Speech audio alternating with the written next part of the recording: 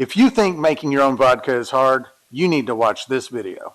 In this video, we're going to take this pile of potatoes and turn it into vodka. It isn't that hard. We're just going to add some yeast and some sugar. We're going to boil the potatoes. We're going to give it a little time and do some distilling, and that's it. So let's get going. What we got to do is cook them down, and basically we're just going to end up making mashed potatoes out of these. So we're going to cook them till they're soft. We're leaving the skins on. We're not chopping them up into pieces. They're whole potatoes down there. And yeah, we're just going to boil them.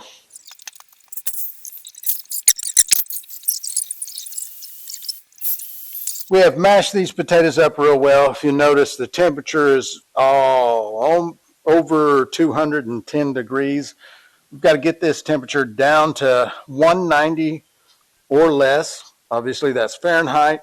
And so what I can do is either just let this cool naturally, stir it occasionally, get it down, or I'm going to be adding more water to this anyway. So I could go ahead and transfer this into another pot where I have more room. I can add some cooler water, get the temperature down, and then we're going to be adding in the alpha, the high temperature liquid amylase, to convert all this starch into long chain sugars. And we have to do that at below 190. So I think I'm going to just transfer this into my larger pot and do it that way rather than just wait for it to cool down. So I've added a couple of gallons of cold water, dropped the temperature down to 170. Now I'm just going to stir this up, add in my alpha to convert the starches.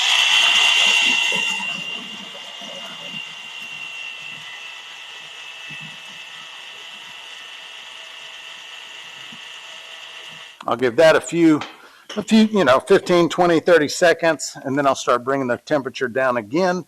I want to get it below 130 the next stage to drop in my glucoamylase, which will convert the long chain sugars that the alpha has made into fermentable sugars that the yeast can consume. After adding some more cold water, about 2 more gallons or 3 more gallons, I haven't really been keeping track exactly of the gallons. Looks like we are at 122-ish. So that is not going to make it above 130. So we can go ahead and add in our glucoamylase. And the glucoamylase is not as fast acting as the high temperature alpha. So we're going to put this in, we're going to stir it up, and then we're going to let it rest for about an hour. And then we're going to drop the temperature down again to below 100 degrees and add in our daddy yeast. Most of the time I fail to show you guys a starch test, and I had the stuff out and I thought I'd go ahead and show it to you. I don't know. So with a starch test, you just have iodine.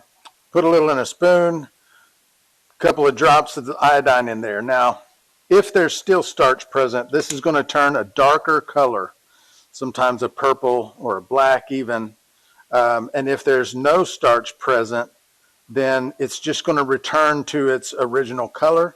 And just want to kind of wobble it around until it becomes one solid color. You can see the iodine in there. So I just kind of keep swirling it and until it all becomes one homogeneous kind of color, and it's going back to its original color. So we know we got a full starch conversion. And I've taken my gravity reading, and it's at a 1020 or 1.020. And so I'm going to bump this gravity up. I'm going to add 10, there's approximately 10 gallons of water in here. I'm going to add 10 pounds of sugar. That's going to give me 45 more points on my gravity, so that my starting gravity will be around 1065, which is usually where I like it. And then we'll transfer this into a fermenter, let it ferment for some time, and finish out before we distill it.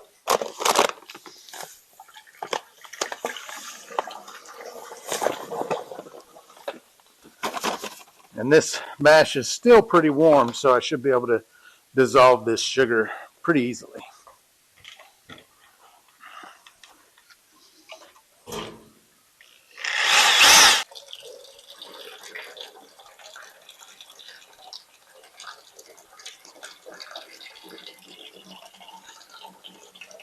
Now, I didn't get any footage of me transferring this mash into the fermenter, but I used one of my 15-gallon blue fermenters. I used 1 ounce of daddy yeast, and we did have some cold temperatures, and so it took a while for it to ferment. It fermented for about 3 weeks before it was ready to distill. So let's get to it. All right, so it's distilling day for this potato vodka. We've got everything set up. We're not quite dripping yet, and I have set this column up. It's not technically a vodka because I am not going to get a neutral spirit when this is done. I've packed this column with 4 rolls of copper mesh, and I'm not using a deflagmator. And so I'm hoping to get maybe 160 out of the still. And the reason I'm doing that is because I want to be able to taste the potato flavor. And when you make a neutral spirit, you just don't get any flavor. I'm not a huge fan of that. And so that's how I'm running my vodka. You do it how you want to do it. But, and this is a 1.5 run. I've already made 1 batch of the potato vodka, and that distillate went into the pot with the potato mash. So this is a 1.5 run, not a stripping run and a spirit run, and not a single pot run. Also, straining the liquid out of the potatoes was a nightmare. So be prepared to have a brew bag or some way to screen off the liquid because, yeah, it's hard to get clear. If I had more time, I wanted to get this video done, but if I had more time, I might even clarify it like I would do a wine or something like that, just to help drop everything to the bottom to make it easier to siphon the liquid off. But anyway, we got it running. It's just now starting to drip, and I'll be back in a minute. So jar number 1 has come off the still, and it's lower than I wanted. I was shooting for like a 160, and you know, with the packing the column and no deflagmator, I didn't get there. I could have added a little more height to the column. The taller your column is, the more proof you'll get.